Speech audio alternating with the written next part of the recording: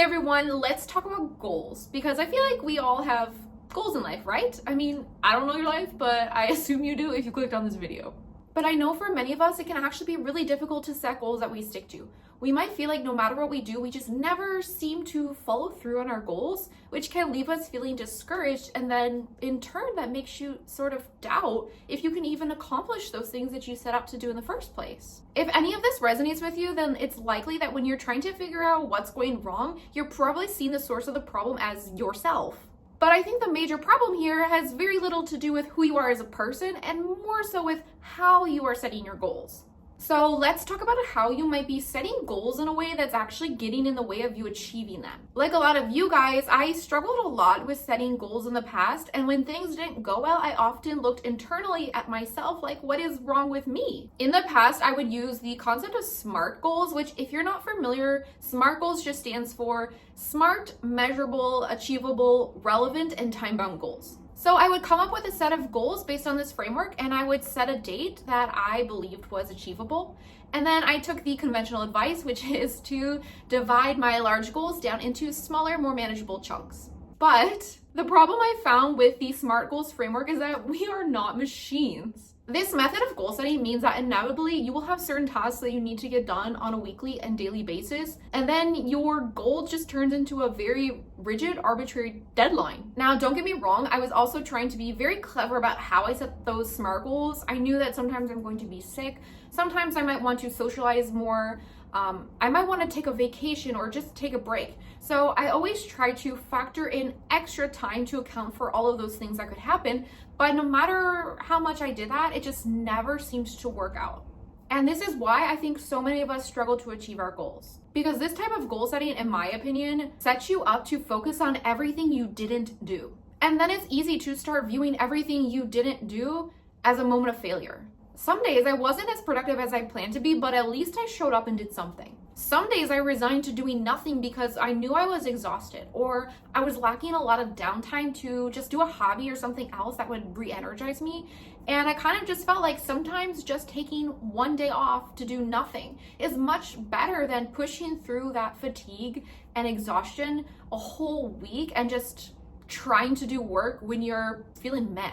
But instead of seeing these small, healthy wins as part of the process of achieving my goals, I just view them as me getting behind in my goals. So let's talk about an alternative and, in my opinion, better way of setting goals. So what I do now is I first get a clear sense of what my long-term goal is, and this is going to look very similar to what the traditional SMART goal framework would look like. But we're going to transform this traditional goal into something much better. I decide what I want to achieve, and then I decide on an ideal date that I believe I can achieve it by. So for example, this could look like, I want to pass the Japanese N4 exam by the end of this year. Then I consider what are the next action steps that I can take this week or tomorrow to start making progress towards that goal. I could study from my current Japanese textbook for 1 hour a day as many days as I can. Notice that my goal doesn't mention completing the book because I really don't care if or when I finish this resource. If it's a good resource and I'm consistently making progress towards my goal, inevitably I will finish it. And if it's a bad resource, I won't be afraid to just eat it and try something else. But notice that that does not affect my goal. My goal is only concerned with the effort that I put forth. So now my original goal of I will pass the Japanese N4 exam by the end of this year turns into I will study Japanese for 1 hour a day as many days I can. Or better, I will study Japanese most days of the week. So now my goal is less about some random day in the future, and it's more so focused on showing up day to day. Then as days or weeks go on, I just keep track of how many days I'm showing up to this goal by putting a check in my calendar. Then as time goes on, I can clearly see on average how much effort, how many times I'm showing up for this goal on a week or month basis. When I'm showing up to make progress on my goal, it does not matter if it's 1 hour or 10 minutes. My focus is on appreciating the effort that I spent to show up, no matter how big or small. And when I see those check marks adding up in my calendar, I generally feel good about myself, and it also helps to reduce any pressure I could be putting on myself as well. You know, because sometimes I just might not be feeling it one day, but I'll still say to myself, hey, let's do a 5-10 minute review in Japanese. I'll at least show up and do a little bit, and I'll still write a check mark in my calendar for spending time on Japanese. Or maybe I plan to exercise today, but I'm just so exhausted, I'm not feeling it, but I at least show up and do maybe a 5-10 minute walk, or just go for a 5-minute jog and then write a check mark in my calendar giving me credit for exercise. This is actually a well-known concept called the 5-minute rule, which is essentially a promise you make to yourself that you will show up and do something for 5 minutes and then you will stop. The idea is that 5 minutes is not a lot of time, so there's less resistance to showing up, and at least you're showing up and doing something for 5 minutes and making progress towards a goal rather than doing nothing. Sometimes when I'm showing up for just 5-10 minutes only, I end up wanting to do more. And other times, I don't. But either way, I'm still proud of myself. And overall, this mindset really keeps me going because I'm cultivating a mindset that celebrates showing up and literally doing anything. Because I'm focusing so much on what I did do, when I do fall off the bandwagon, I don't feel bad about it and I don't feel like it's a failure. Because when you focus too much on what you need to get done in a certain time period to hit your goal on time, in the day-to-day, you tend to focus way too much on the things that you didn't get done today or yesterday, etc. But if you focus more on the process and the one thing that you can control, which is how often you make an effort of any kind, you will become much more focused on the present moment, which will make you much more motivated to take action. And then the last most important thing is when it comes to the ideal date of my long-term goal, because when I'm focusing more on the process and showing up for things, I can quickly see if that ideal date I set for myself is just not realistic. Instead of feeling bad that I can't hit that goal by that time frame, I can see that it's unrealistic and I'm willing to just push it back. Because I know I'm not procrastinating, I'm not being lazy, I'm making an adjustment based on the data of what I can realistically do on a weekly basis because I tracked it. Because something that I've noticed is that we tend to underestimate how much time it takes to complete a task, to hit a goal.